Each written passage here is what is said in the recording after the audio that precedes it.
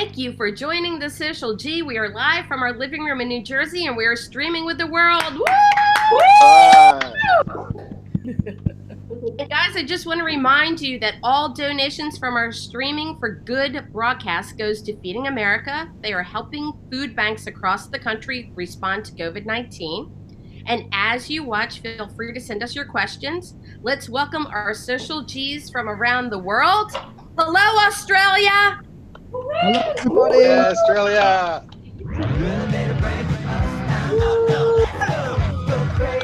How are you all doing, Social G? Hey! Romano, so good to see you all live from Sydney. It's 5 a.m. here. Wow. All right, guys, welcome from California. Woo!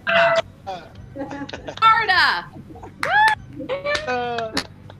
Chicago. Woo! Chicago. Woohoo! New Jersey. Jersey. Woo! And New York. Yeah. Woo! Welcome, New York. Welcome, New York. And feel free to send us your questions. Rita, our social diva from Chicago, will get your questions into the conversation. But to start, as always, let's get to the doctors. It's week 8, everybody. I can't even believe I'm saying that out of my mouth. Yeah.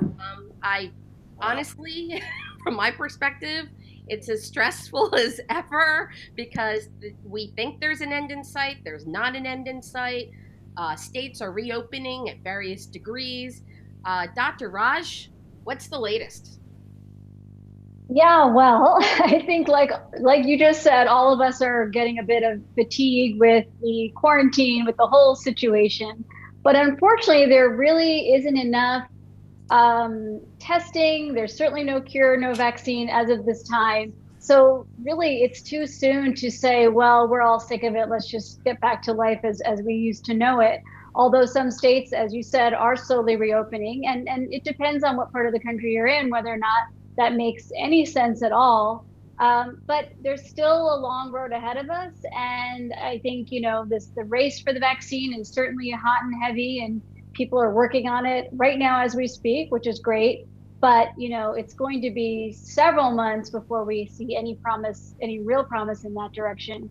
And the same thing with cures, hopefully that won't be several months, but we don't have one right at this moment. So as much as we're all really sick of this situation, I don't see a near-term end or even dramatic change anytime soon. Is my unfortunately not wonderful stuff to say, but yeah. No worries. And Dr. Tanya, tell us a little bit about what's going on in your office. You've had meetings about reopening.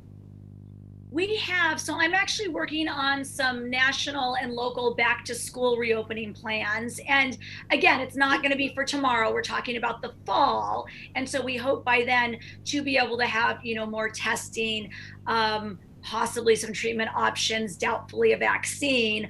But what I've sort of been having everyone work on are sort of 3 strategies. One is decrease the spread of the virus getting onto the campuses. And you can apply this anywhere, whether you're talking about businesses or summer camps. Also decrease spread while the kids are there or at the office. And then when someone does get sick, because it's gonna happen despite our best, protocols, then how do you identify them, isolate them, test, diagnose, and then contact trace. Great, thank you very much. I guess the other part I would love to, Anne-Marie, if I could jump in and ask, I've actually been wanting to ask Dr. Tanya this all week, her take on what we're seeing in New York, and I think in other parts of the country, but definitely New York, with children being hospitalized with COVID and this multi-system inflammation, I think it's called multi-system inflammatory syndrome. What are you hearing about that? And when we're talking about schools and camps reopening, how does that play a role, do you think? Yeah, and I was going to ask you also, since you're right there sort of in the epicenter, and there have been more cases in New York on the East Coast than we've seen here on the West Coast and in Southern California. So there is this disease or illness called Kawasaki syndrome, which has some overlap with, as you mentioned, this multi-organ inflammatory syndrome or even toxic shock syndrome.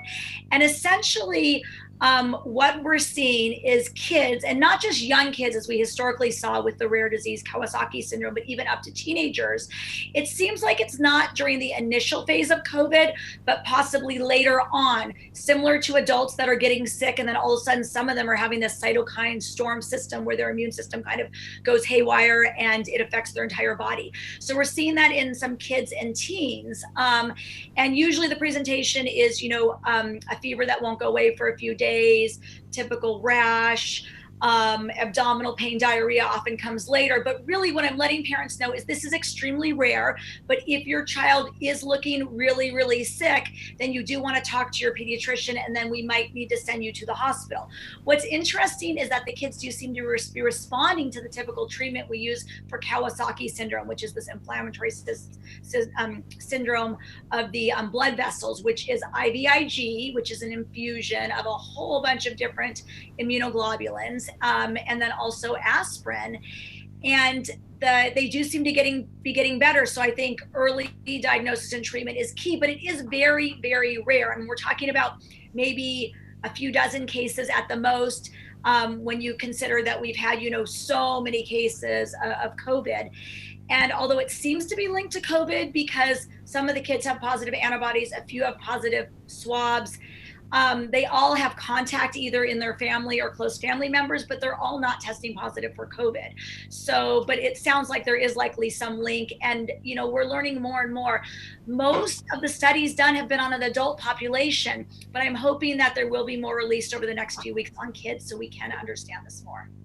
And I'm going to say this to both of you. Also, something that I read is that the FDA is cracking down on antibody tests. They say only 3 out of 14 antibody tests gave consistently reliable results. What do you say to that?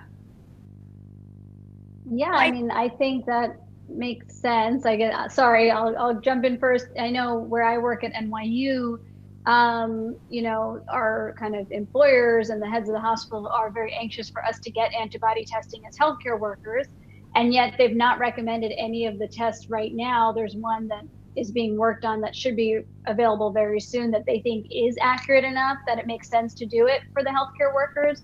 But I think that in some ways speaks to the lack of accuracy when it comes to some of the other tests that are available. But also the question is, what do you do with that test? And have we proven that if you're positive in terms of an antibody, you can never get the infection again? That has not been proven yet. I still think you are more likely to not get reinfected if you have the antibody, but so there's a lot of questions on whether the tests work, but also even if they are accurate, how useful are they? Correct. Dr. Tanya? I totally agree with everything that Dr. Raj said. It's interesting. We do have a lot of labs and universities here that are doing the serology venipuncture, and then there's some point of care tests not FDA approved for the antibody finger poke. And I think it's sort of, you have to balance, we need accuracy, but we also need testing available, which is called point of care POC for the doctor's office, whether it's nasal swabs, which would be more ideal, especially when you're talking about surveilling schools and back to schools, but also for the antibody tests. I don't know if any of you read about UC San Diego and their plan for reopening, and they are going to be doing surveillance swabbing, PCR swabbing on the entire student population. Wow. Which is so key and amazing. And that's what we really need to be rolling out all across the country.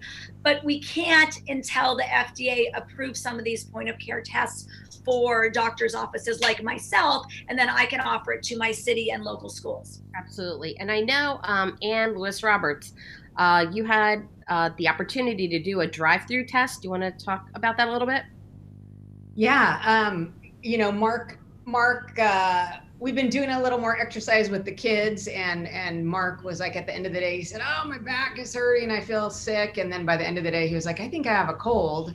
And, in this atmosphere, saying you have a cold is not fun. And so we started looking into like, hey, if we want to do the testing, what does that look like? And went online. It was pretty easy to navigate. There wasn't anything available anywhere near us for a couple of days, but we found a town 40 minutes away for the next day, and it was super organized. It was CORE. It was set up by CORE and the city, and it was very organized. You have to watch a video before you are there. We drove up. No, they were like, do not roll down your window, and that's in the video too. It tells you exactly what to do.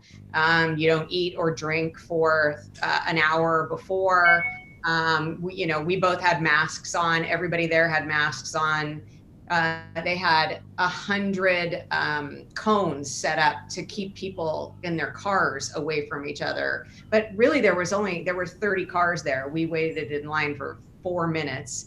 And then you pull up, they make sure you have to print and bring your driver's license, and they see your number, and they don't need your name. They just need your number. They put it on the bag. They throw the bag through an open window into your car, and you roll it up. Dr. Tanya's like, I've done that.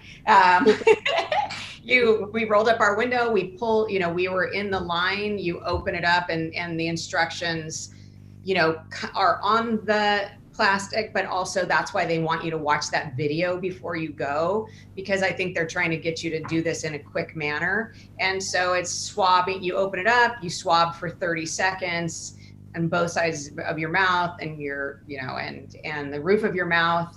And then you put it into the tube, you close it up, put it back in the bag again, that already has your number on it. So you don't need to do anything to identify yourself. And then we were still driving through, and then there's a big tub, and we tossed the bag into the tub, as we were driving out, and then we were gone. And so, I guess they said in 3 to 4 days we'll be contacted. They call you if you have COVID, and if you don't, you'll get something in the mail, which is interesting.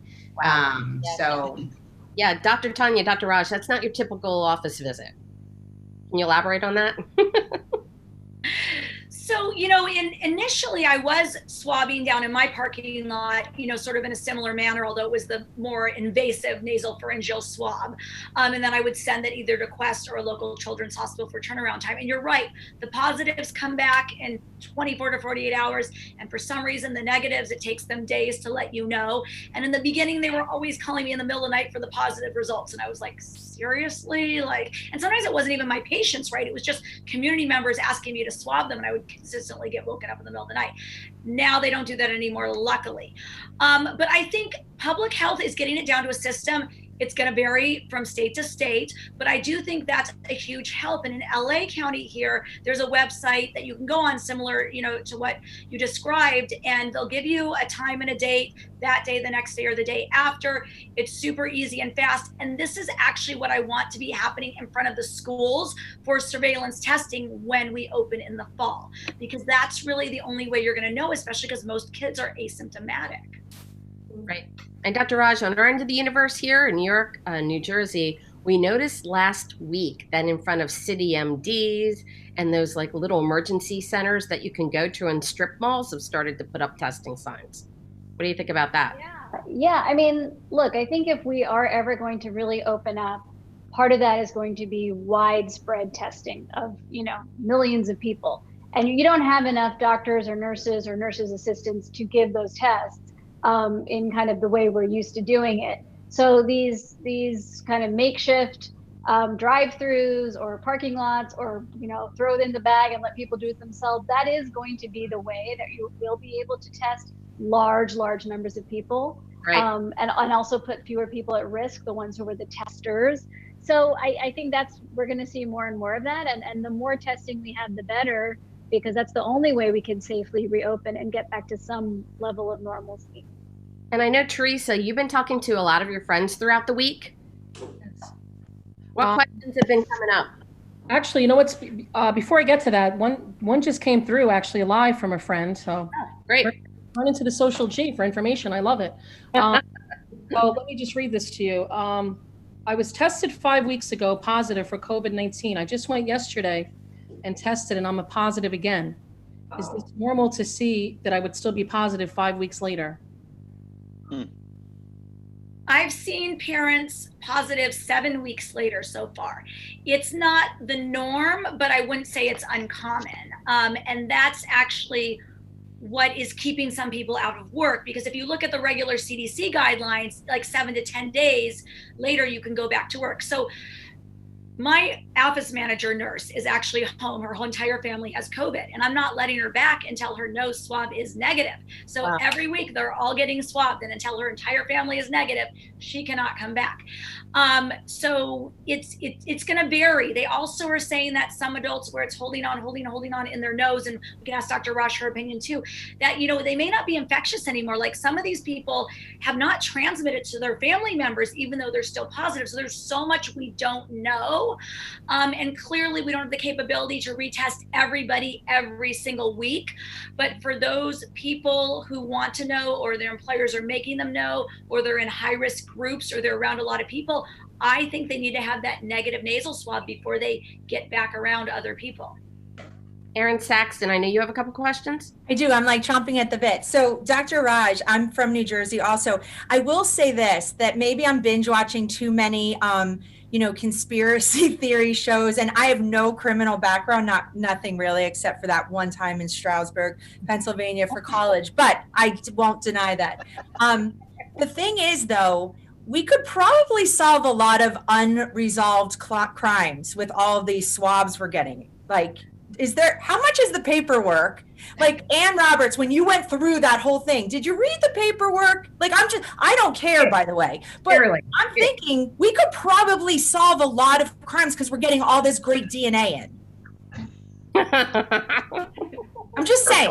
Okay, that's not a question. I'm just discuss, think amongst yourselves. But Dr. Raj, so social distancing, I don't know how I feel about this. I'm cooped up. I live in the Petri dish with you, but like 6 feet social distancing, and then there's a breeze outside, right? So like, what does it matter? Like 6 feet, 13 feet, whatever, and then on the wings of love with the breeze, like how come no one talks about, like, I feel like, you know, Storm Johnson should be like, all right, social distancing today is 17 feet because there's a due wind south. I'm not even trying to be funny, but it's kind of funny. Yeah, very true. Go ahead, Dr. Raj. Yeah, I mean, I think when it comes to COVID-19, all of this is about weighing different risks. And I don't think there are any absolutes. So when it comes to the 6-foot rule, that is based on the fact that most cases are transmitted, the majority of cases, through close contact. If you're near someone who has COVID and they cough, sneeze, or talk with some respiratory droplets that land on your nose, face, or your eyes or mouth, that you can get it that way. That's how the majority of cases occur. Now, can COVID exist in the air? And if the wind blew it the wrong way into your nostril, could you get it? Potentially, that is possible, but it's much lower of a risk. And that's much lower risk if you're 6 feet away from someone, as opposed to if you're 1 foot from that person. So I think it's all like, yeah, I don't think anyone can tell you absolutely no way will you get it from a gust of wind, but it's not likely at all. And there's always the flip side. So if you tell people because of the wind risk, never leave your house, that has a lot of mental and physical I hear you detriments as well. So I think personally, is 7 feet better than 6 feet? Probably, but at some point we have to do what's feasible and practical. And if you live in New York. Yeah, absolutely. So the reason why this gets into my crazy brain is because my question for Dr. Tanya is, I have huge allergies. So I am affected on what's in the wind, right? So pollen gets me every May. I'm dying right now, and so is my son, and my son's 15. So he's reaching for his inhaler now. And as a mom, I don't know why, but I'm freaking out. So is it okay? Should we just treat our allergies like that? Or am I suppressing some sort of immune system by letting him use his rescue inhaler? Okay, so first of all, for allergies, especially seasonal allergies, you know, I don't know if in the past he's been on medicine, but for most of my patients now, I'm recommending, like, now's the time when you come back in from being outside to wash your face, wash your hands. Right. You should be back on any antihistamine, any nose spray, any eye drops that you were on, you know, prior to, especially because the winds are pretty bad right now, and the allergies are. And rescue inhaler is just opening up the airways to help him breathe. So I don't think it's suppressing anything in his body, but if he's needing it more than usual, I would recommend that you do reach out to your doctor or allergist to find out why. And there are sometimes preventive medications we can, put the kids on. Right. The other thing is, if you know what that trigger is, sometimes keeping it out of the house, like closing the windows if you know it's the trees outside, washing your dog if the pollen comes in on the dog, shower before you get in bed so you're not, especially with girls, sleeping in a hair full of pollen. Right. So those are some of the different, strategies that we use. And I think that's why it's where my anxiety is coming through, is because it's like breathing, ventilator, inhaler. If he gets COVID, if I get COVID, we stand a little less of a fighting chance because we stink at breathers anyway, right? So I do get a little cuckoo with it. And so I'm the funny one, but this is what messes with me right here. This whole thing with what I just mentioned, even with you, Dr. Raj, I think about it. And not to scare you, but I have had a patient that we thought was allergies, and they went through a drive-through and whoa, they were positive. So I think anything worsening that doesn't seem normal to you, reach out to your own doctor, please, just to make sure. All right. Thank you, everyone. I also want to add one more thing, too, that I know has also been happening in New York. And I know it's happened to a couple of 20-year-old friends where they had nothing wrong with them. They were completely physically in great shape. And then they were presenting with stroke symptoms. Dr. Raj? Yeah, I mean, that's obviously kind of the worst case scenario with this disease. And we are seeing people with a higher propensity for blood clots.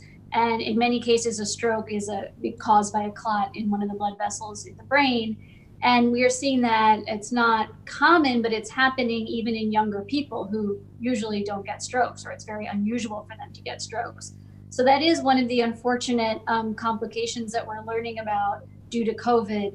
And certainly it is something as healthcare workers, as physicians in particular, when we are getting stories or hearing things from our patients, we really need to think differently than we used to. And so when a young person is coming with a terrible headache or weakness or difficulty speaking, and when you normally would think, well, they're too young to get a stroke, now in this day and age, we do have to be thinking about something like COVID.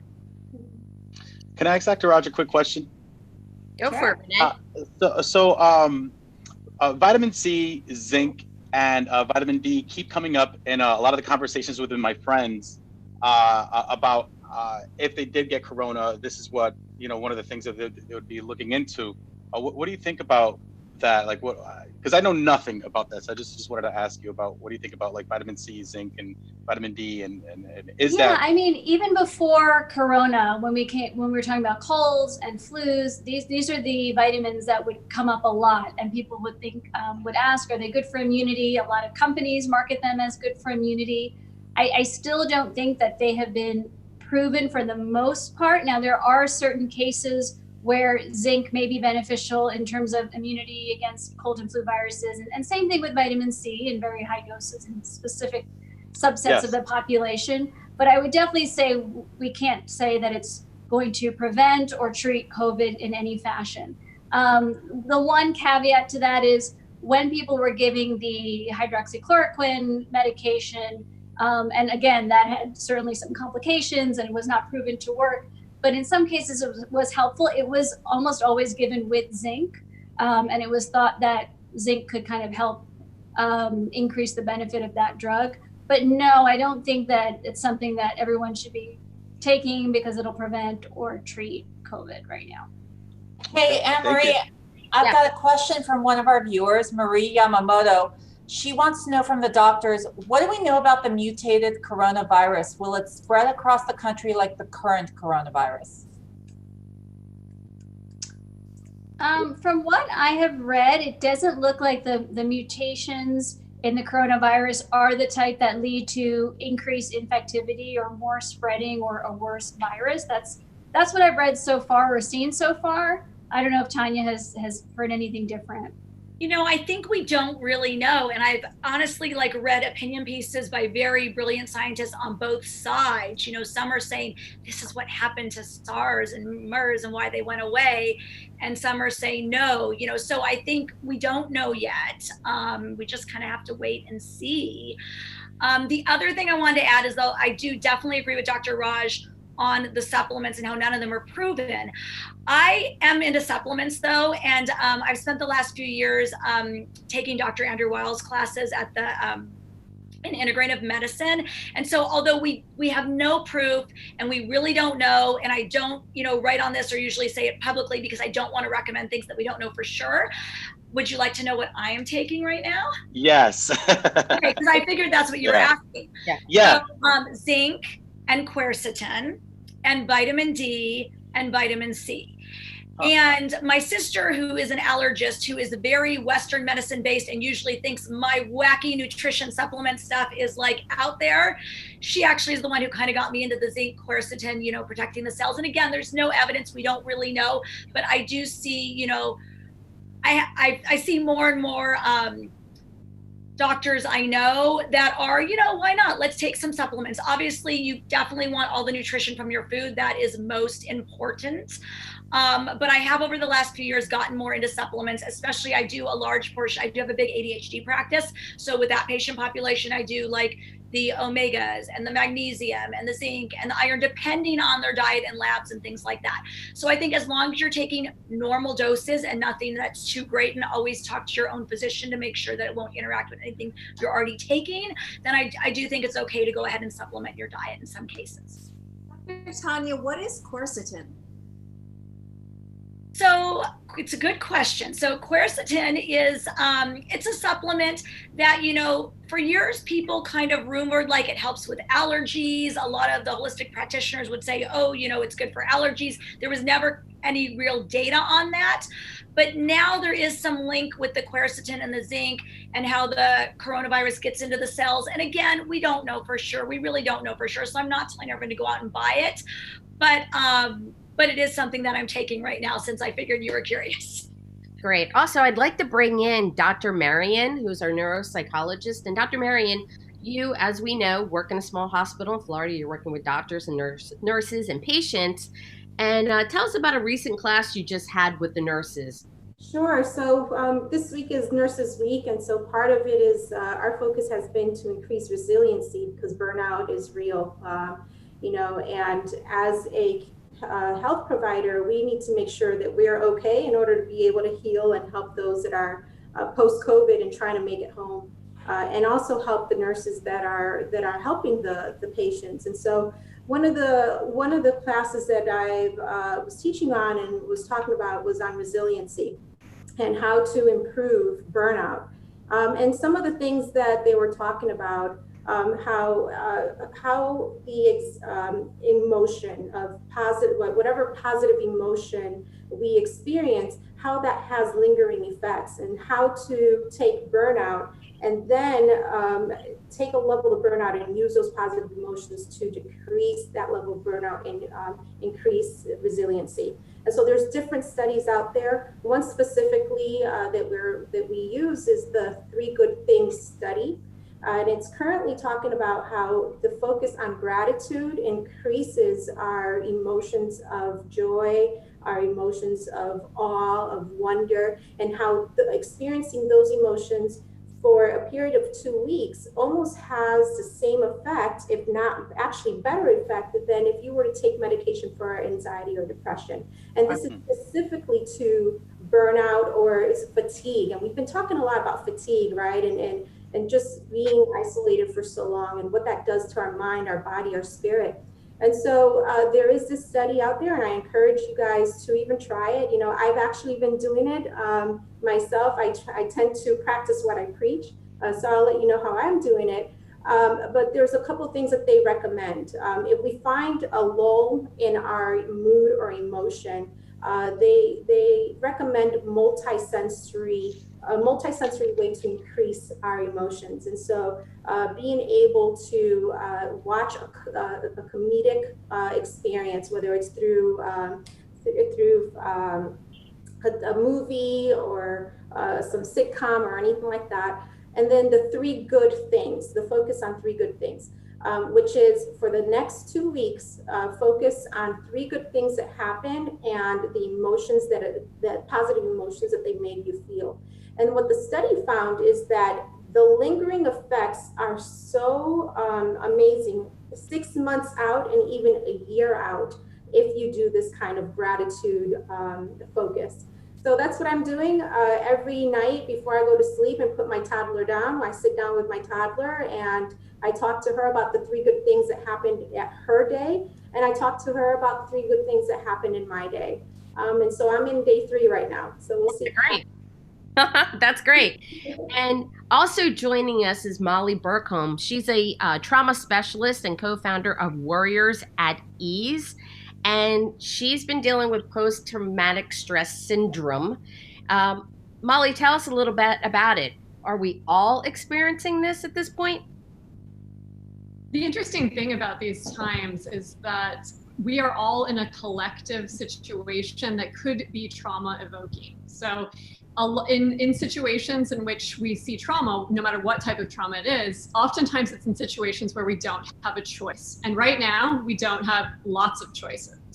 We don't have choices about where we move freely. We don't have choices about what's happening to our investments or how we make a living. And so, yes, we in many ways are experiencing conditions that could create stress. But the interesting thing about stress is that stress doesn't necessarily have the same effect on everyone. So for some people, they're experiencing a lot of stress. Other people aren't experiencing as much. They're tucked into home. They feel relatively relaxed.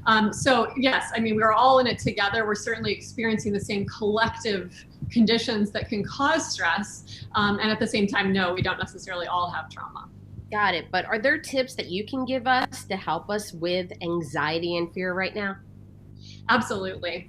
When you're thinking about experiencing stress, and this could be anything from having insomnia, an increase in pain, anxiety, depression, just any general change in state from how you usually feel, the first and foremost thing you need to think about is to remember the breath. The breath is the only function of the autonomic nervous system that we can directly affect. So very simple, very easy things you can do are take deeper breaths. So when we're stressed, we breathe more into our chest and our breath becomes irregular. When we're relaxed, we breathe into our belly. So we can take some deep belly breaths. We can also make the exhalation longer than the inhalation. That triggers what we call the relaxation response, which shifts us from the sympathetic over to the parasympathetic nervous system. Do you want to try some breaths? Do you want to breathe together? Yes. Yes, please. Yes. Okay. I think we all can breathe. So let's take 5 really deep breaths. So put your right hand on your belly, your left hand on your chest. And as you do that, just feel like you're taking this moment to love yourself and really give yourself credit for everything you're doing in this moment. Give yourself so much compassion. And just notice if you feel like you're breathing more into the upper part of your chest or into your belly. And then very consciously take a long, deep inhale through the nose if you can, otherwise the mouth is fine too. Inhale deeply into your abdomen, then breathe up into the chest, fill up the lungs all the way to the clavicle. And then as you exhale, pull your abdomen in towards the spine, squeeze out all the stale air, almost like you're wringing out a rag, get every last ounce of stale air out of the lungs. If you can make that exhale really deep. And then inhale deeply, expand the belly, expand the chest, fill up the lungs all the way. And then as you exhale, feel yourself settling into the surface you're resting upon, making that exhale even longer than the inhale. Inhale deeply, abdomen, chest, sipping in whatever it is you need, maybe some energy, maybe some calm, peaceful moments. And then exhale, feeling so fully present in your body.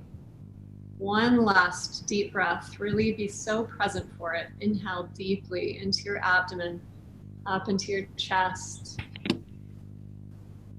Fill up all the way.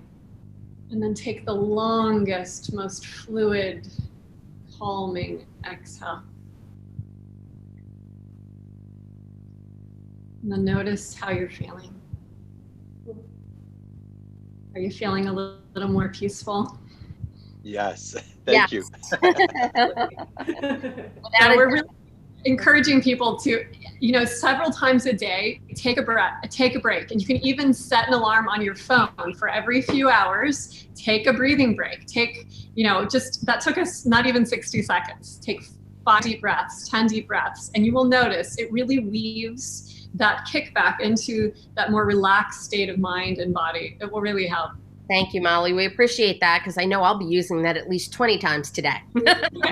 Also use those techniques for all ages because I'm seeing more kids and teens with anxiety and stress too. And so the whole family can do the same breathing exercises that Molly taught. Absolutely. I've been teaching my daughter yoga, as a matter of fact, and meditation. And so that Insight Timer app that we talked about last week, it has a child's meditation and they teach you how to breathe. And so my child, she's 24 months. And she sits down and she tells me, "Mommy, relax, relax." And we sit down and she has her hand on her chest and we're able to do the breathing exercises. So it's amazing how, they learn and they actually practice it. Great. Thank you. Rita? Yes. And just so you all know, also we really wanted to help everyone. So we've made on Great Courses Daily, we've released a 24 class series entirely free for everyone. So it has all sorts of breathing exercises, yoga, meditations, all sorts of information about how you can calm stress. So it's called Building Your Resilience. So feel free to check that out. It's totally free. Thank you, Molly. We appreciate that very much. Hey, Rita, do you have another question? Yeah, Dr. Tanya, this is from a friend of mine who is texting, we're in Chicago, and she has 3 kids of 6, 10, and 14. The 14-year-old is a camp counselor in training, and the other 2 are hoping to go to camp. So question for you is, what are the chances that camps will open up this summer for parents that are tired of having their kids at home? That's a great question. And I don't have a crystal ball, but it is going to depend on what the public health recommendations are in your specific area. But I know that here in Southern California, some of the camps, especially don't forget, some camps are for essential workers' kids, right? Like we have to send our kids somewhere if we're going to be going to the hospital every day and working. They're restructuring. So some camps will happen, but it won't look like it did last summer. It's sort of the new normal camp, the new normal school day. So we're looking at things like smaller groups where you're with those same pods of kids all day long, not mixing with the bigger groups, so there won't be giant camp circles. You will be eating with your own little group. There won't be the massive dining halls. Things will be cleaned off. You will be social distanced. You won't be doing as many activities as you did prior because the activities will be divided up amongst the different groups. And it really varies. I mean, I have patients now whose summer camps in Maine are starting July 1st. And here I'm working with some local day camps to start July 6th, hopefully. But again, this is all dependent on the local public health giving us the go ahead and saying it's safe to slowly start in small groups and see what happens. Great. Thank you very, very much. Does anybody in the group have another question? I've got a quick question. Great. Thank you, Australia, Frankie. Just out of curiosity, after that breathing exercise, did anyone else feel like lightheaded at all? Or was it just me? Yeah. I'm starting to think maybe I was the weird one. Is that a good thing, Molly? We're not used to having oxygen in our system typically, so you might feel a little like that. If so, you can mellow out the breath a little. It doesn't. Sometimes we get a little too into it, but yeah, in general, overindulge. You're getting drunk on air. That's great. Dr. Tanya, that's a normal sign. Yeah. Oh, definitely. And it will improve. But I mean, some people like that. It's kind of relaxing. It makes you feel good. I mean, I think as long as you're not, doing an activity where it could be dangerous, I think it's totally fine and part of the mindfulness, meditation, relaxation process. Great. Thank you. Thank you. And I know, Beth, didn't you have a question?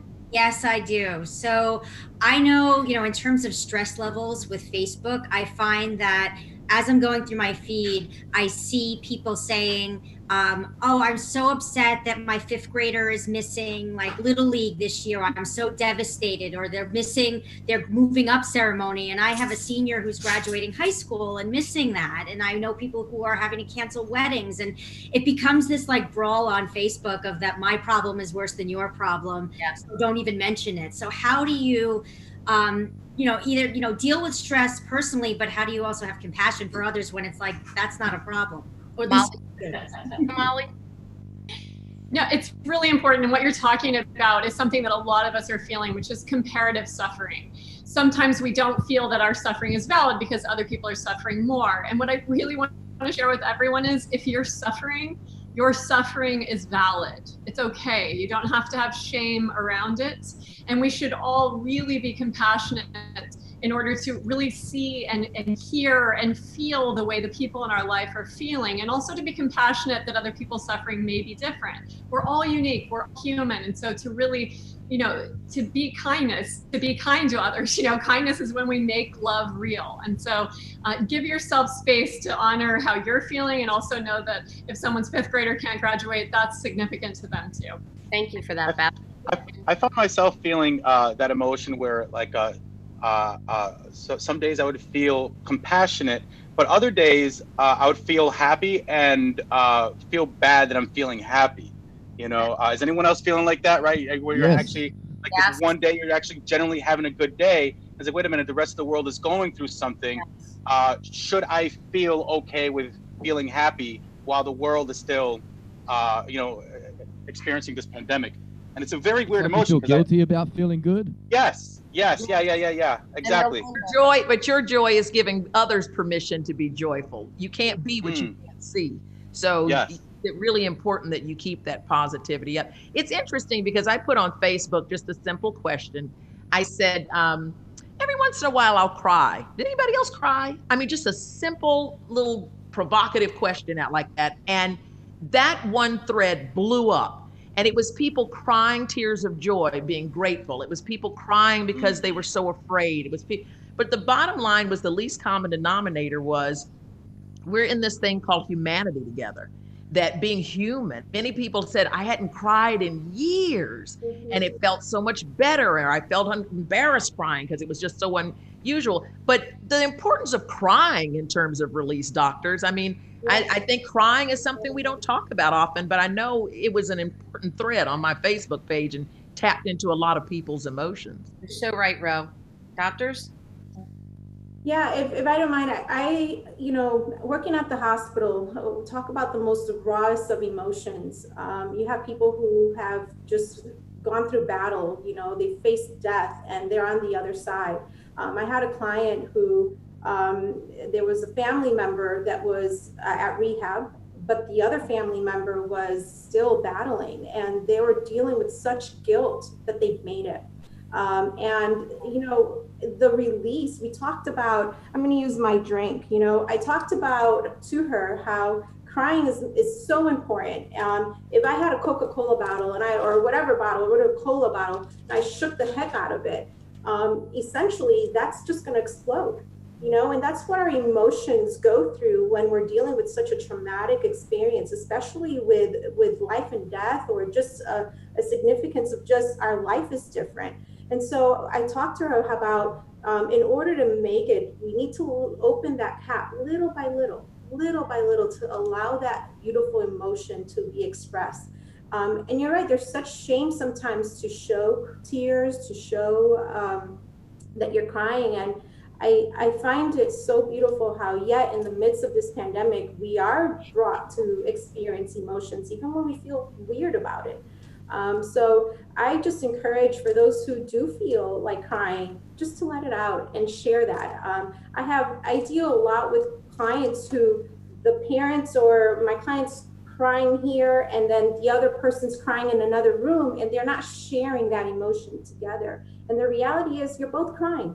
Come together and experience that. And I do that. I've had moments where I've had to call my brother, my sister, and I'm like, look, I'm drained. Like I need some of what you have right now because I can't carry that. I can't find joy right now. I think there's nothing like a good old, what they call it, the ugly cry. Yeah. Just let it out. Do that Viola Davis thing. Just let it all hang out. But I think it's like the antifreeze, tears are the antifreeze of the soul. And I want to, and I'm trying to encourage so many more people, just let it out, let it out. And I love that analogy. Rolanda, it's so true. It's so many times you notice if you really have that deep cry, you'll end up laughing by the end of it. It actually just that depth of presence with your vulnerability and with your feelings. It's like by the end, the joy starts to come out because you're being fully present in the moment. And there's something very special about tapping into being human right now, and we're not alone in that. And I think there's something very spiritual that happens in that wake as well. I see Ann Lewis Roberts is raising her hand. I was just going to say, I find it interesting too, sometimes social media is so, it's got a layer of McJudge a lot, like that's almost what you're required, to do when you see somebody's picture, to either say like, oh, good for them, or, oh, that's so sad. And I think people are home and people are thinking about other things, and I'm finding less of those threads where everybody's got something to say about it. And when they talk about something that would be awesome if it stayed with us after this, I think it would be great if we could figure out how to use social media in another way, right? Not to make ourselves feel bad or someone else feel bad or pointy and judgy. I mean, it's actually a layer to it that makes you kind of sick sometimes. It makes you kind of, bleh. I see Dr. Tanya's raising her hand over that. Yeah, I was going to say that, I agree with everything you've all said. I find that with a lot of my families that are sad because they're missing out on activities and things like that, I'm trying to help them focus on what they do have now. And this time home as a family together, they are not going to get back. And you're never going to have, months like this where you're all home together. So I'm telling parents that these are the memories that your kids are going to remember. When they're asked in the future about coronavirus, COVID-19, you're gonna want them to say, I remember we played board games every night, and I remember we had a sleepover, in mom and dad's room, and we went swimming every day, and we didn't have to go to school, and we had family meals, and we talked about things, and we were, we were more together and loving as a family. And I think although there's so many things to be sad and negative about, I just keep trying to focus my families on that positive. And I know it's hard because now we're getting into so many weeks, but I really think there's a lot of important and memorable things that are coming out of this time that I hope families stick with. They continue to take walks together. They continue to have family meals and talk. And I think we're going to learn so much from this time. You're absolutely correct on that, without a doubt. And I'm going to take some advice right now from Dr. Marion and show us a moment that's actually going to make us smile. It's definitely one of those feel-good moments. This kid, creative kid, he's not letting quarantine get him down. He's created his own Disney magical moment. Take a look. Oh my God. That's the best ever. He's adorable.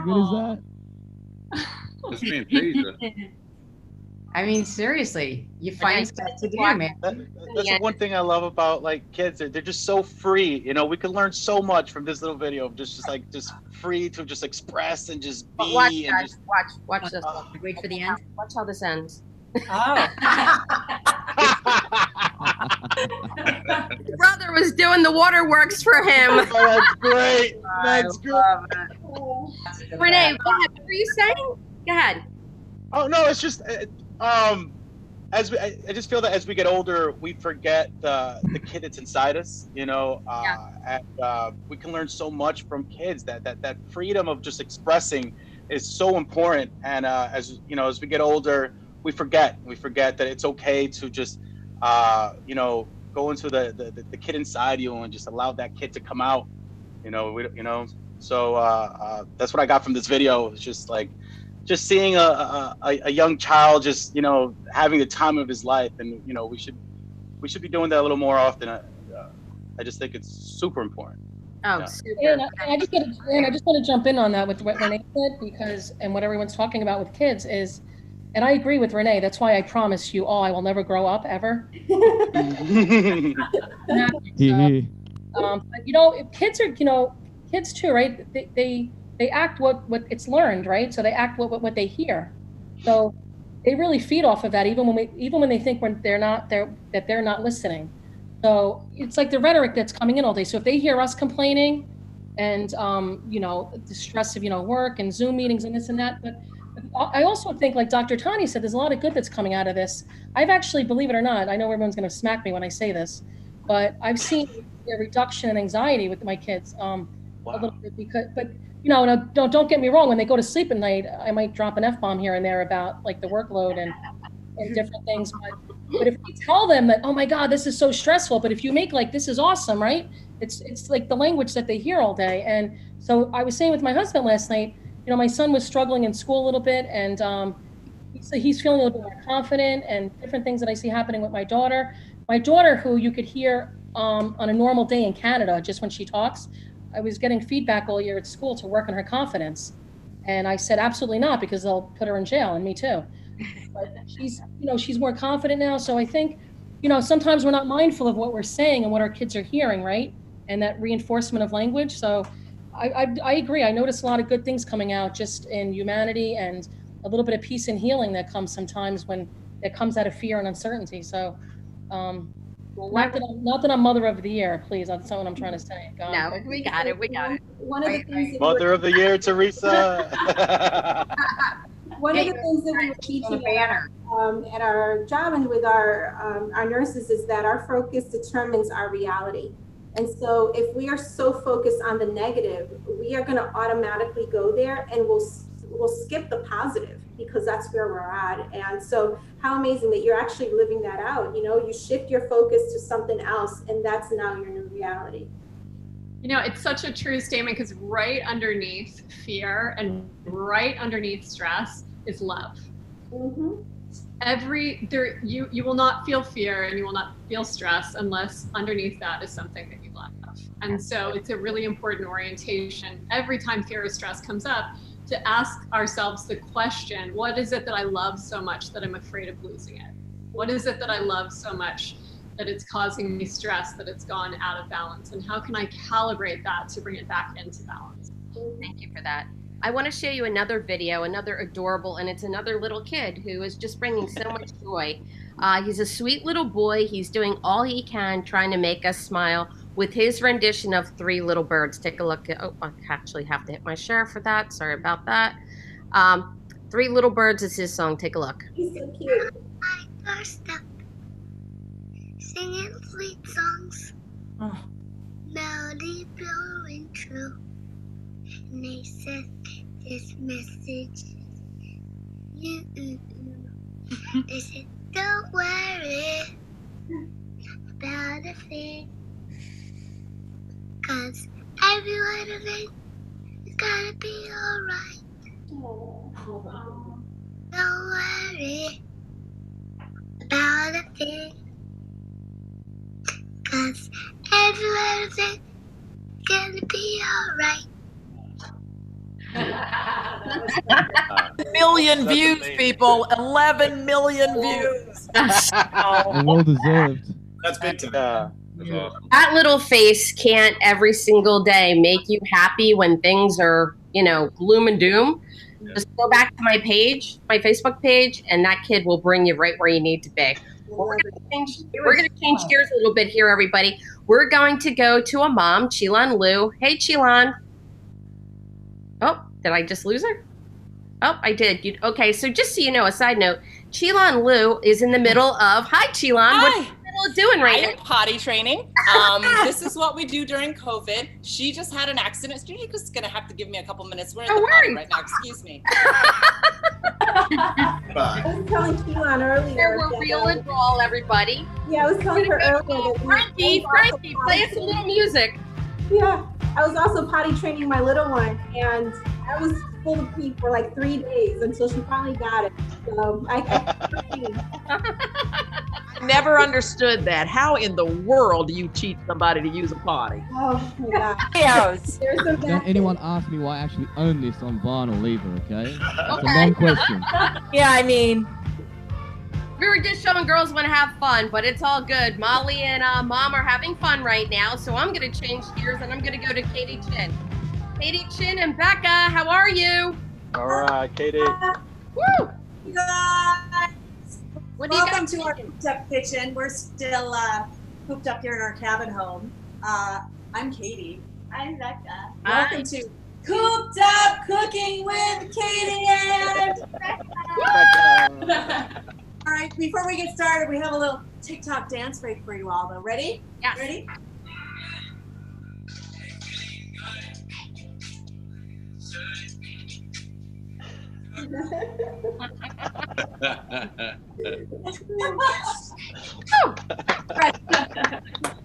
Now that's family bonding. For sure. Doing my best, you guys. I practice every day with her, and she still rolls her eyes. That's okay. We all know people are going bananas for baking bread right now. I can't find yeast anywhere. My sister actually had to send me some from Minnesota, but we finally got what we needed. People are going crazy for baking all types of bread, but especially banana bread. We've also learned people just love peanut butter bread. So we brought these two classic favorites together for a peanut butter banana bread. Rebecca is putting her own touch in this dish with chocolate chips. Chocolate chips. Okay. This is, I'm so out of breath. Oh my God. This is a super easy recipe. We're just going to start with what, Becca? Some flour, And we're going to add, baking soda, and salt. that's right, some baking soda and salt. And we're just going to whisk this together, right? Awesome. Okay, then we just took some mashed bananas, and obviously you want to start with some ripe mashed bananas. And then to this we're adding Eggs, a couple of eggs, some brown sugar, and regular sugar. awesome. Some oil, We have a little oil. some buttermilk, Now buttermilk is used in baking because it adds a nice tangy flavor, but also it tenderizes the gluten in baking recipes, making it super moist and fluffy and delicious. and peanut butter. We got our peanut butter. Now, if you're allergic to peanuts, you could use almonds or cashews in this recipe. And then some vanilla. Vanilla. So Becca's gonna go ahead and whisk this together as well. She's gonna whisk all those ingredients together. But I wanted to tell you about my loaf pan. So I just sprayed it with some cooking spray. And a little magical trick is I took some parchment paper, put it inside. It's gonna stick against the cooking spray. The ends are overflapping here. Then we pour the batter into the pan, but what's so great about this is you could just lift out the parchment paper and the bread does not stick to the pan. Oh, good. Good tip. Thank you for that. You're Now, welcome. we're gonna pour. I'm pouring this into the, no, okay, hold on, sorry. I think what would be also so delicious for this recipe would be half peanut butter chips, half chocolate chips. Oh, nice. Delicious. Or Reese's, oh, you know what else? Mini Reese's peanut butter cups. Oh. Oh, nice. And that's we're trying to not name the Winner. then we also have to treat ourselves. And this is such a great recipe to make with your kids because it's super easy and super delicious. Okay, next I'm just gonna, can you see here? Yep. I'm just gonna pour our delicious peanut butter banana bread Mm. batter right into this Yummy. pan. Now, is this a batter you're allowed to taste off the spoon or not? Absolutely, especially as a bribe for when your kids finish their homework. Yeah. All right, so we're just gonna spread out the batter evenly like so. See? And then this just goes into a 350-degree oven for about an hour to an hour and 15 minutes. You let it cool. And then look how gorgeous this is, you guys. Oh, that's perfect. Recipe? Where do we find that recipe? Gonna find it on our This social is on G. Social GTV, you guys. Just Also on Katie. Katie, plug yourself. Go for it. Oh, yeah. Oh, sorry. I'm being really Asian right now. Go to my blog, chefkatiechin.com, for all. There's delicious recipes. But of course we have to try it, right? Yes, please. That looks amazing. Wow. Looks really good. So good. Oh my gosh. Okay. Now we're all starving to death. Thank you for that. Thank you very much. By the way, awesome recipe for Mother's Day.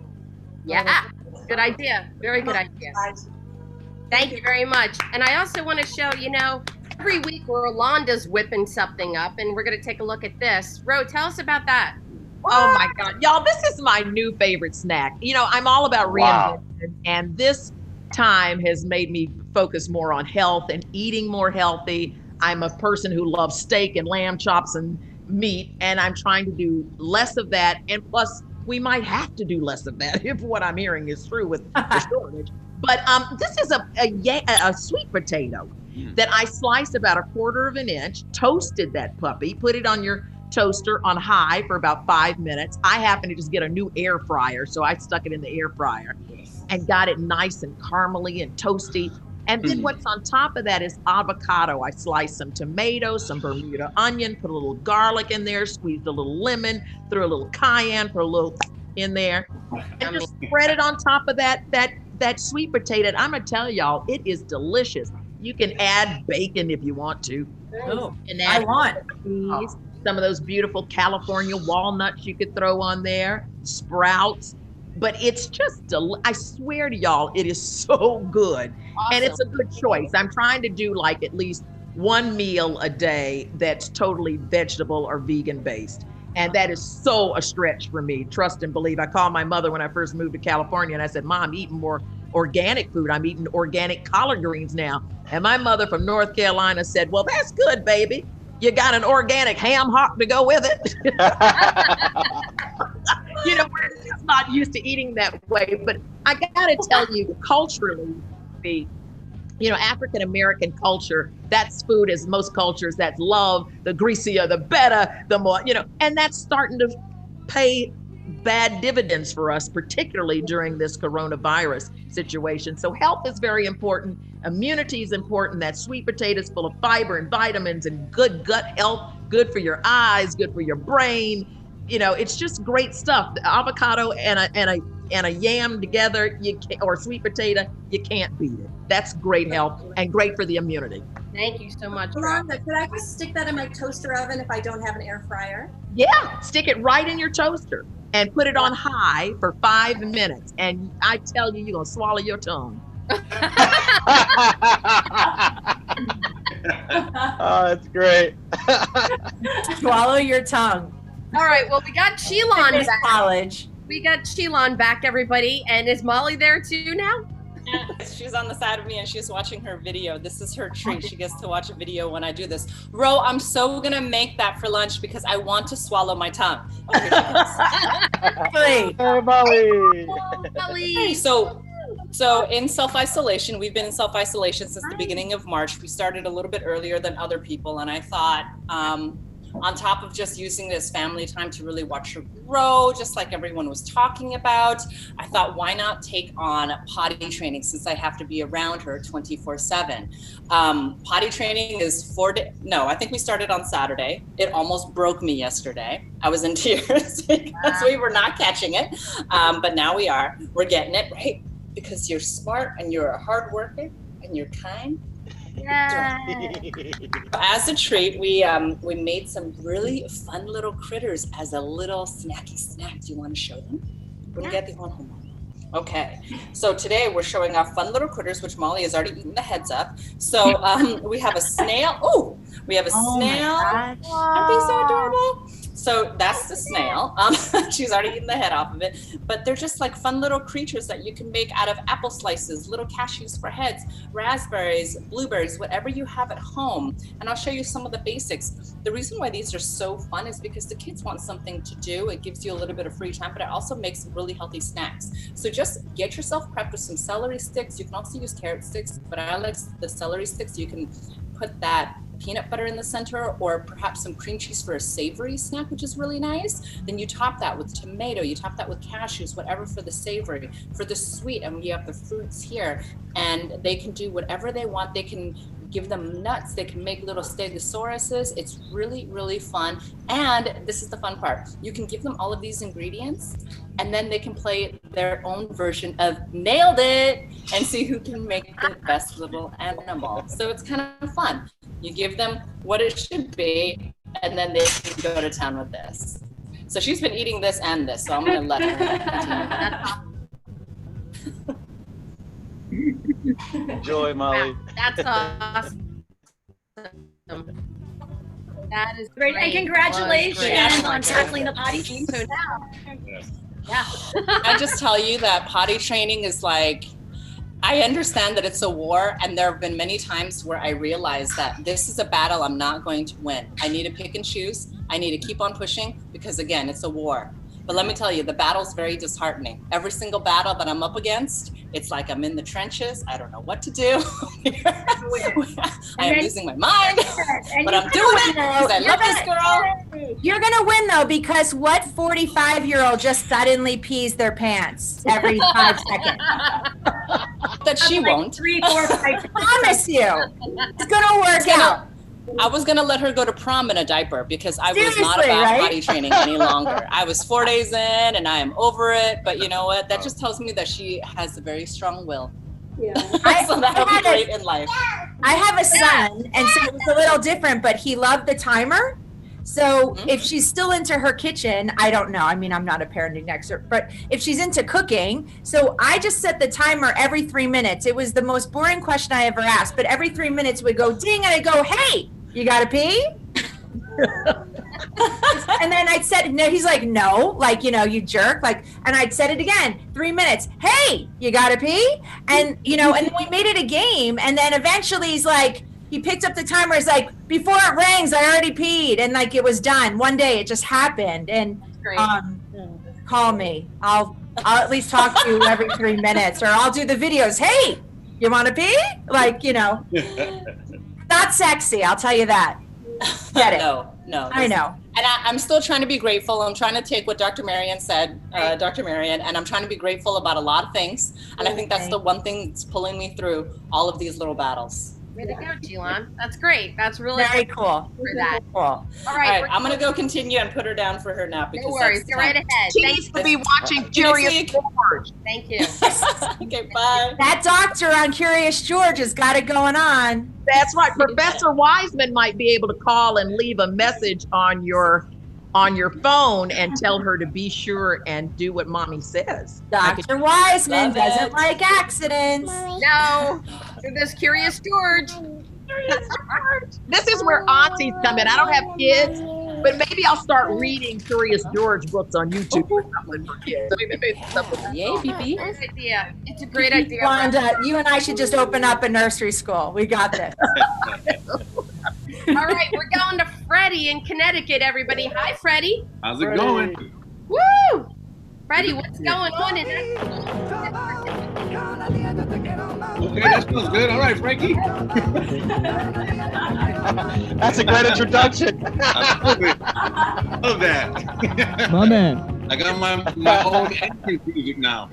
Oh, that's awesome. And what's happening at that school of yours that you're principal of?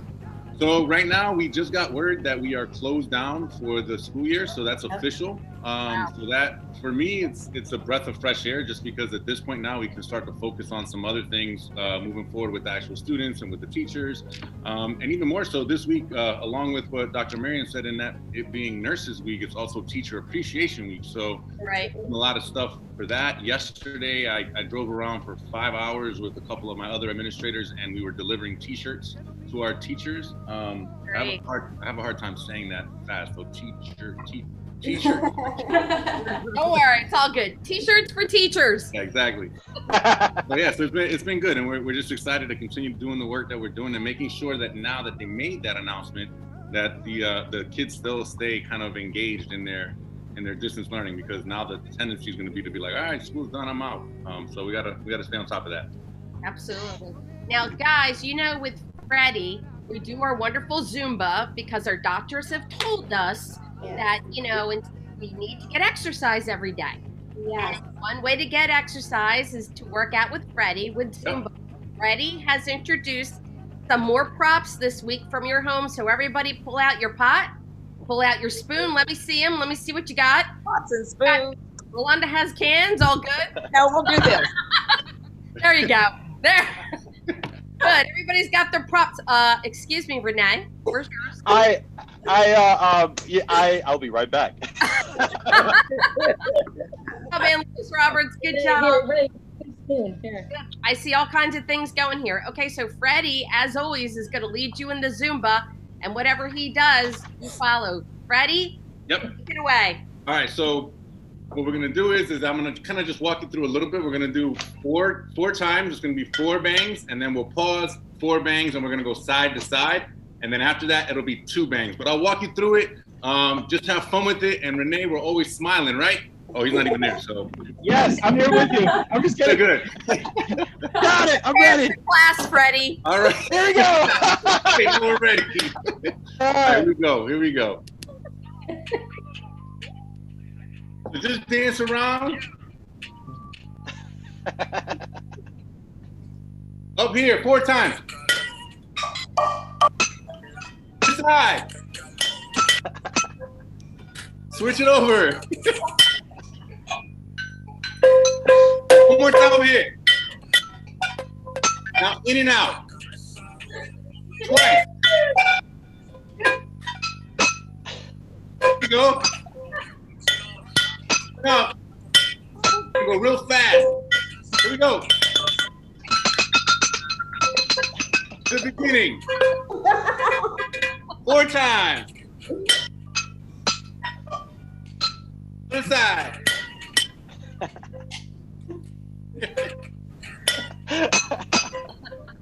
All right. That's awesome.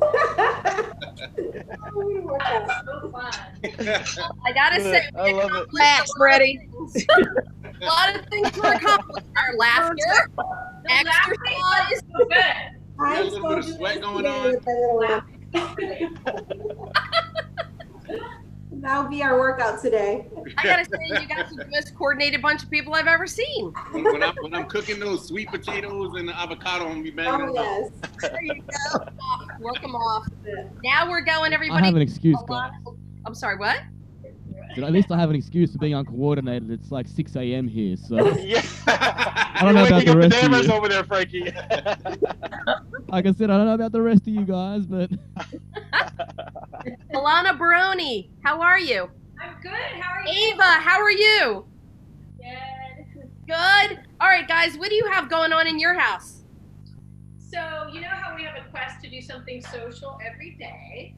Today we decided to make rose bath bombs in honor of Mother's Day. And because Ava's getting out of science class, it's kind of sciencey. So Okay, I feel like we're covered there. Great, Ava. I hope you learned something. So it's a Mother's Day thing that you can do with your mom or for your mom. So I think either way is fun. Just gonna walk you through it. It's a half a cup of citric acid, just as here. Ava hasn't made them yet, so we're doing it together. She's learning in real time with us. Great. Citric acid is just derived from citrus. Yeah, just put it right in.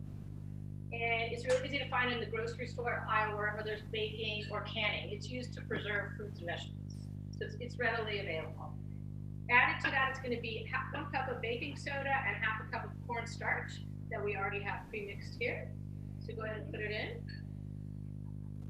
And then you're going to just whisk the dry ingredients.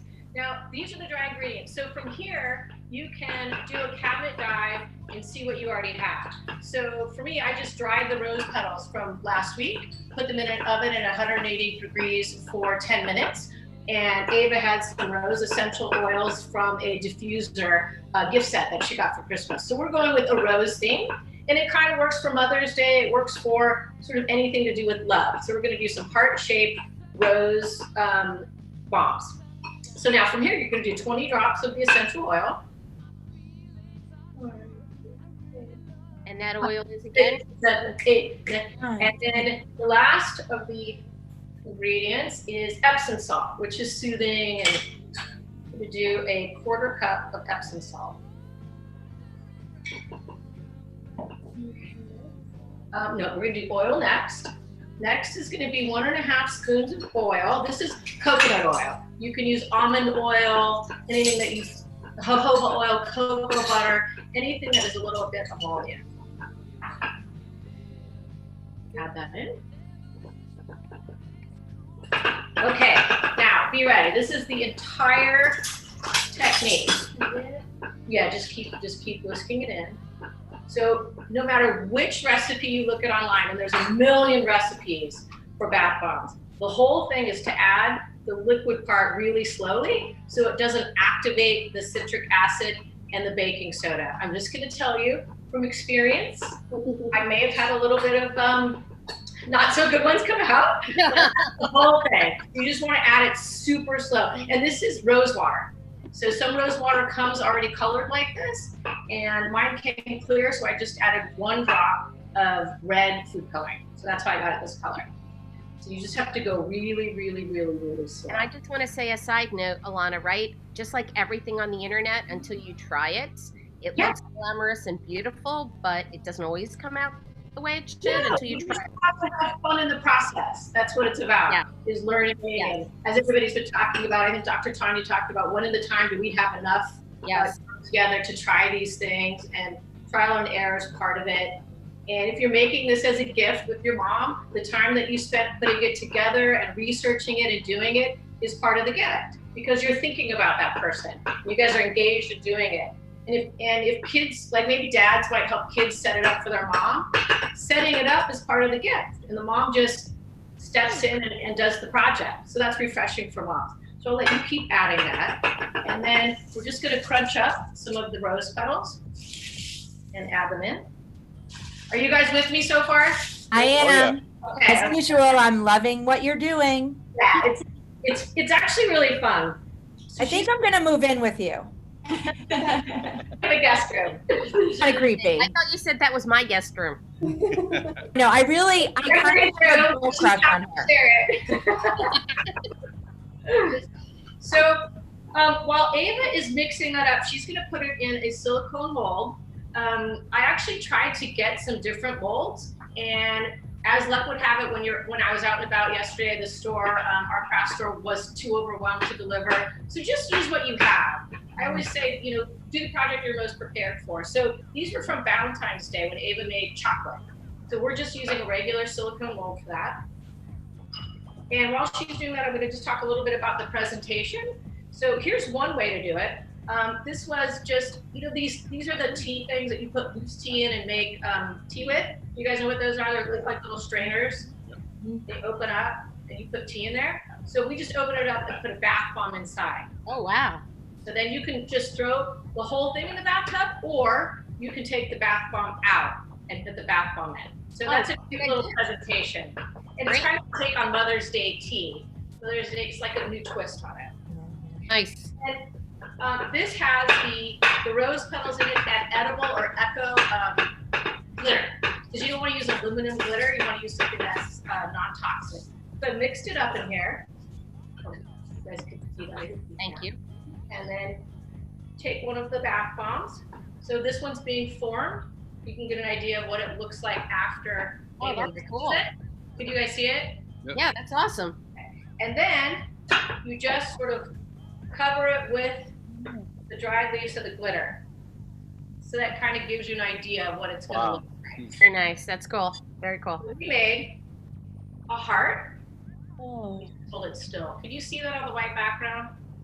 Not sure if you see Yeah, you can see it. Yes. Try to see it? Okay. Pretty. It's a plate. I should use it. Cool. Oh my gosh.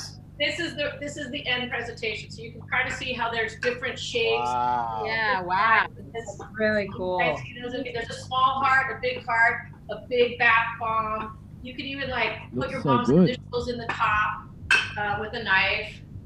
And so the gift to mom is relaxation, which is what the bath signifies, tea, which is what this is about, and an activity that you can do with your family. So great. Thank you. Keep the interaction going. Thank you very much. Love it. Okay. Beautiful. Now listen, guys, that's the last minute gift you can make for your wife with your kids for Mother's Day. And just get the ingredients together and let everybody do it together. Yes, or do it together, because now the pressure's not on to go out because you're not allowed to go out. Yeah, try telling mom that. Yeah, exactly. Right now. Sorry, moms. Erin's shaking her head like, yeah. I can't even. Yeah. Another Such thing a long day on this week, guys, too, and I just want to reiterate this, that every night across the country, 7 to 8 p.m., people across this country are obviously applauding, cheering, hitting their pots and pans for the healthcare workers. It was Nurses Appreciation Week this week. So I just want to show you this nice compilation of a video for our healthcare heroes.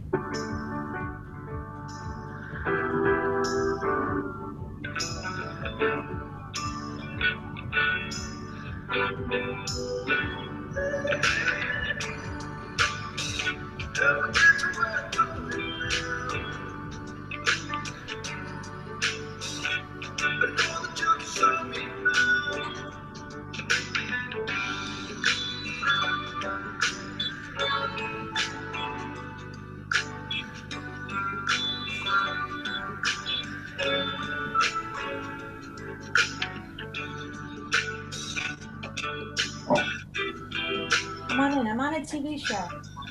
Just tell them I'm on a TV show. There you go, guys. Awesome. Nice. And guys, I think I have the perfect song for this occasion. Go for it. Go for it.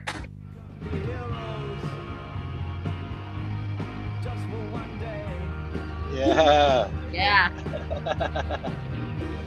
That's a great one. Perfect. I think it's pretty accurate, right? Yeah, right on. It really is, Frankie.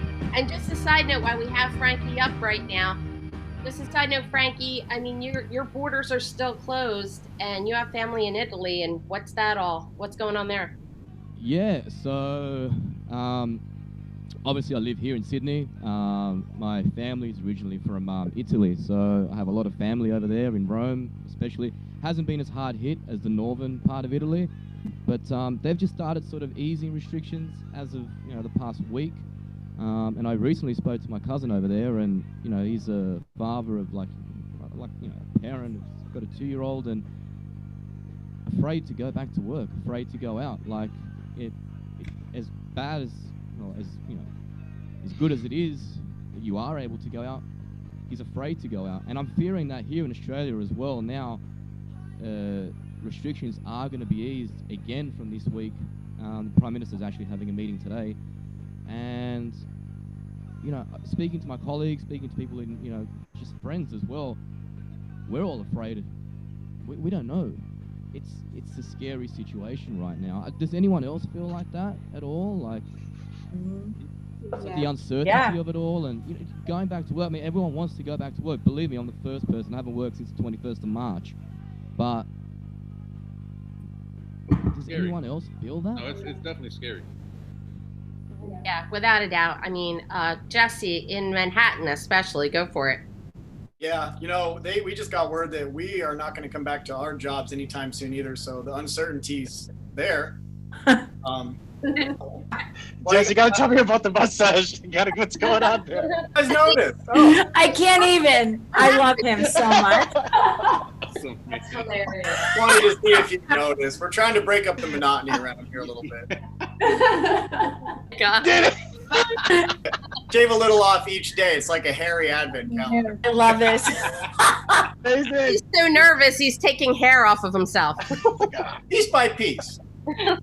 Sideburns are rad, man. Oh my goodness. Love it. Thanks for noticing. Thank you. Brilliant. He's an expectant father. And again, the idea of not going back to work and the fact that he's ripping his hair out on one half of his body. It's a sign of how bad this really is. It's just kind of par for the course. It's what we all have come to expect. Is there's a lot of uncertainty, and there's you don't know what's going to happen. But personally, I'm listening to the scientists, and those are the timelines I look at because there's so much information and there's so much misinformation. So it seems like the soonest anything's going to be resolved is at least months away, if not over a year away. So we're just trying to pace ourselves and just. So what are they saying over there, like in terms of you going back to work? Like when they said they're unsure. It could be at the earliest, it would be like, I work on a talk show, so we're scheduled to come back this fall if everything was normal, but it's just uncertain when we're going to be able to have like crowds back or an audience or even just the crew alone. So everyone's just, there's no way to really plan for it. You just kind of listen to the information and stay home and stay safe. And we're just trying to play by the rules, and that's the best we can do. Yeah, definitely. Here in Sydney, in Australia, it's basically what we're being told is from September is when nightclubs, bars, any sort of venue with a crowd is sort of going to happen again. Whereas smaller bars, cafes, and restaurants are going to have like a 4 square meter rule, so 1 person per 4 square meters, depending on capacity as well. Even then, like, it's kind of scary just thinking about it. Like, you go in and you don't know if you're going to come back out with the coronavirus. Yeah. Because we still have it in the community. While our cases are quite low, it's still here. Absolutely. And the keg room is going back in business. Erica's here with us. So the side note is to this. So they've been closed this entire time. They're a huge bar and restaurant in New York City, the Keg Room. Teresa's family owns it. It's Mary and Joe Carty who own the restaurant bar. And everybody's been out of work up to this point, and they're going to take the big effort right now to go back into the restaurant, get it up and going, but only for curbside at this point in time. That's it, curbside.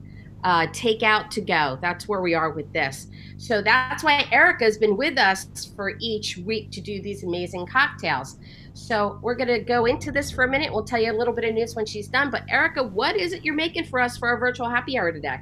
All right. So I love this song. You too, beautiful day. All for you. Bono. Woo! A beautiful day. So as a lot of people are probably missing brunch right now, and Mother's Day is coming up this week, I thought, we would kind of do a dedication to our classic Bloody Mary, which has vodka, tomato juice, a little bit of horseradish, Worcester sauce, hot sauce, a dash of salt and pepper, and a lemon and celery garnish. But as we're going into the summer, and hopefully we might get a chance to see some barbecues, I don't know how likely that'll be, I thought we would do a smokehouse Bloody Mary with a little bit of barbecue sauce. So to start that off, you're just going to take a lemon and rim this glass, and then you'll run it through this spice blend. Now, similar to the spice blend that we use for the spicy margarita, this spice blend only has 4 ingredients. It's paprika, about a tablespoon of it, a teaspoon of black pepper, half a teaspoon of onion powder, and half a teaspoon of sugar.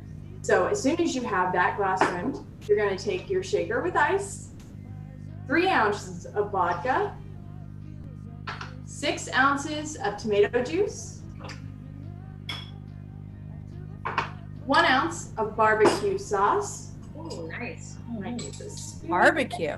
Yeah. And you can use any barbecue sauce you want. I am using a smoky version just because it is a smokehouse cocktail, but you can use a sweet barbecue sauce if you want. You can use the original, which is slightly sweet. There's some honey barbecues out there. So whatever you'd like, it's all up to you.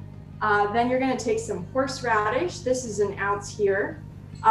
Again, you can use any horseradish you'd like. You can actually choose to forego horseradish if you want. I am using hot horseradish because I like my Bloody Marys extra spicy. Little hot.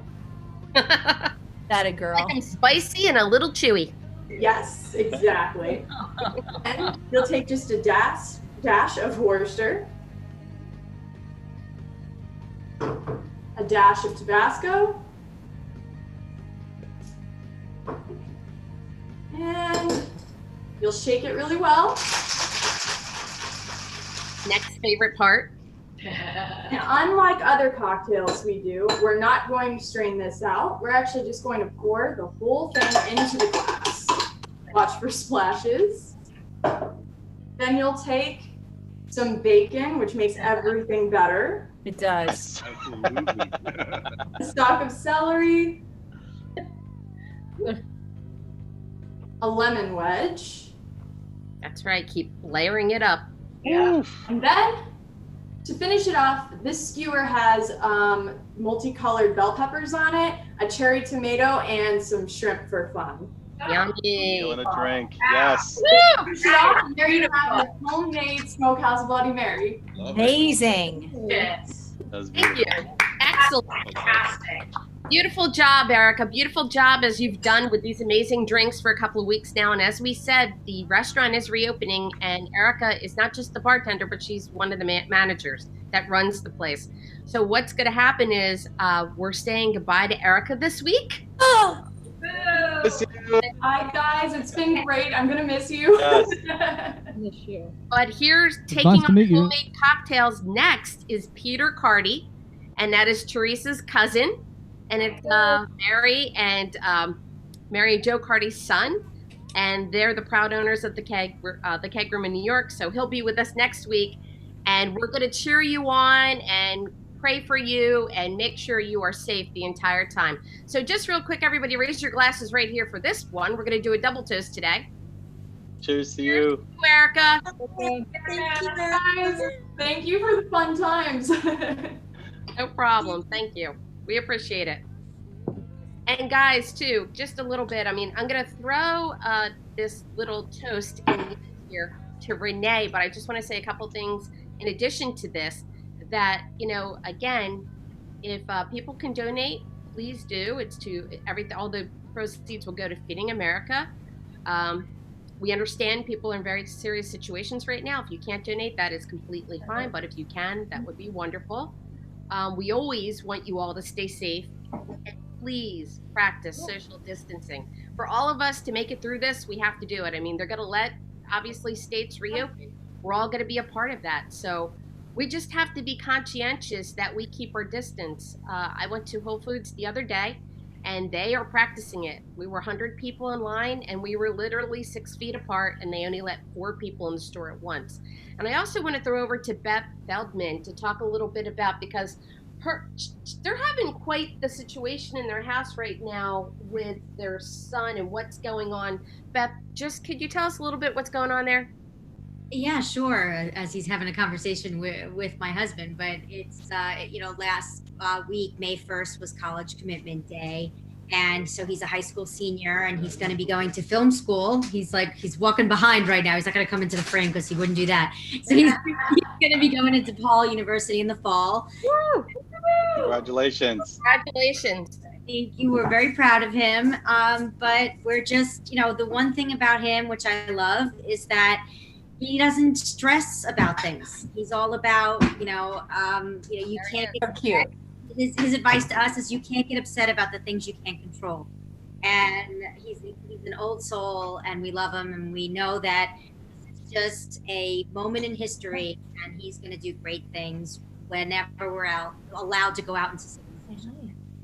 And also, there's another kid in the house, and he's been busy doing something with her sewing machine. What's she been doing? My daughter is an art student at the Tyler School of Art at Temple University, and so she has been making masks, and she actually kicked me out of my office, which is our sunroom. So that's what she was doing yesterday.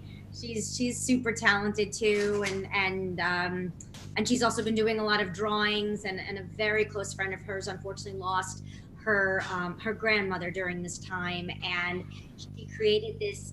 She had a photo of her friend with her grandmother's hands, like holding hands, and so it says, that's actually her grandmother's handwriting. And so she did a shading piece, and it was just gorgeous.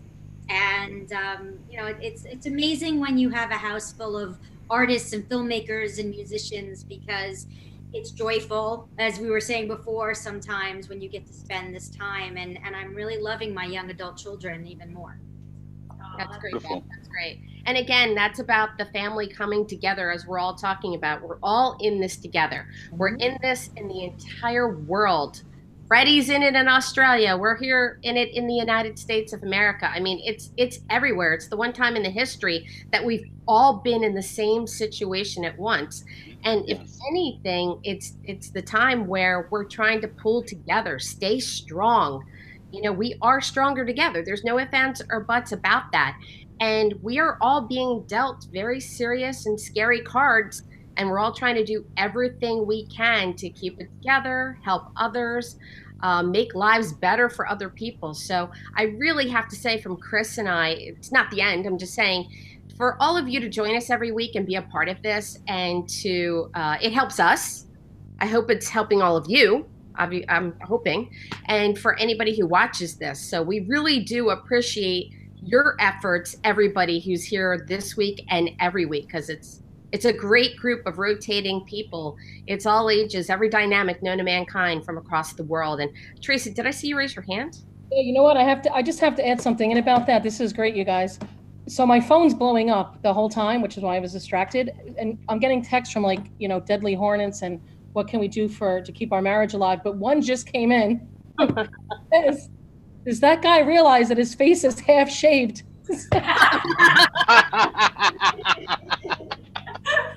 That's great.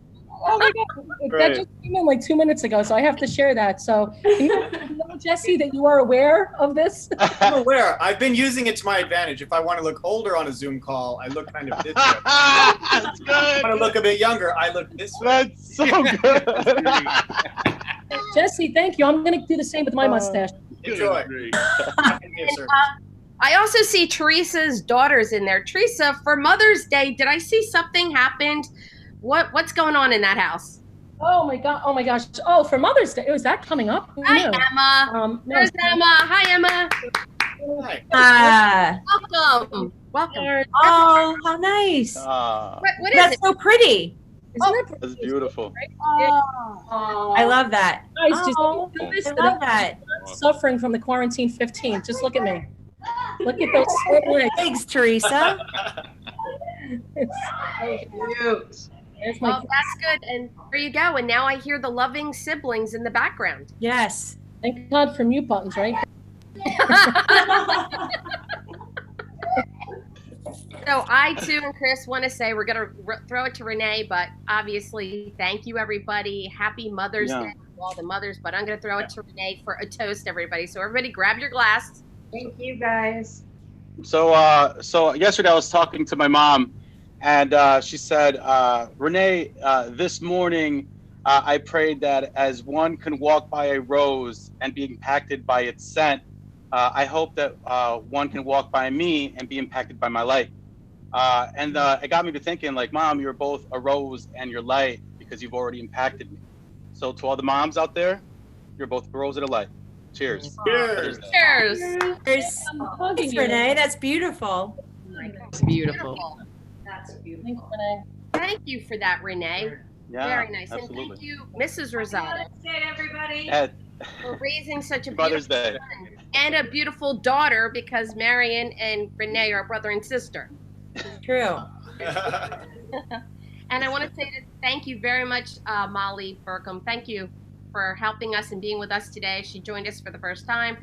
Becca and Katie Chin. I mean, what a lovely mother and daughter the both of you are. Happy Mother's Day, everyone. Happy Mother's Day. Ann Lewis Hi, everybody. Robert, happy Mother's Day. Teresa Curley, Beth, Erin Saxton. She only had the one part of her family in there, which was her beautiful Labradoodle, but has a gorgeous son by the name of Eric, who is doing extremely well in school. Eric is the non-shaggy person in the house, but that was Sully you saw. That's right. That's right. And Alana and Ava, happy Mother's Day. Alana, Thank very you. much. A very important model in life. And we really appreciate you guys. And we want to see Frankie. Thank you for joining us from Australia. Oh, it's my pleasure. Thank you for having me. Frankie be on all these shows. I really love this. Frankie is going to be on all these shows. Between him and the dancing and the crafts and the drinking, I'm kind of a resident now. Yeah. Hey, Frankie. Thank you so much for saying that. I really appreciate it. And look, it's my pleasure to be here. I've had such a great time today. And Frankie, do you have something to say to your mom? It's not Mother's Day here yet, so I don't want to preempt it. It's on Sunday here. Same with us. No, same here. Same here. Here. We're just being proactive, Frankie. That's what we do Happy in the Mother's Day States. to my mom. I mean, she's been amazing to me, like, throughout the years. She supported me in everything I've done. told me off when I had to be told off, which has been good for me, especially I'm very stubborn. So she's amazing. But every son is going to say that about their mum. She's always the best. And I hope that your sons and daughters say the same thing to you guys, because truly, we wouldn't be here without you all. There you go. Wow, that's very nice. Thank you very much, Frankie. All right, guys, we're going to dance our way out today. Do this. Frankie, get loose and get ready, because I want to see dancing, because Frankie's going to play us out to Let's Go Crazy. Are we all ready? We're ready. Yes.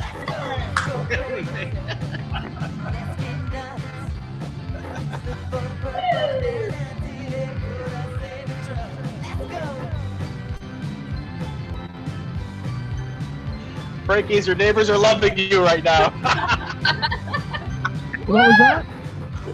The music's too loud in here. The party's going off. All right, everybody. Thank you very much. Bye, everybody. Happy Mother's Day, everyone. Happy Mother's Day. Bye, everyone. Have a great day. Bye. See you guys. Bye-bye. Bye, guys.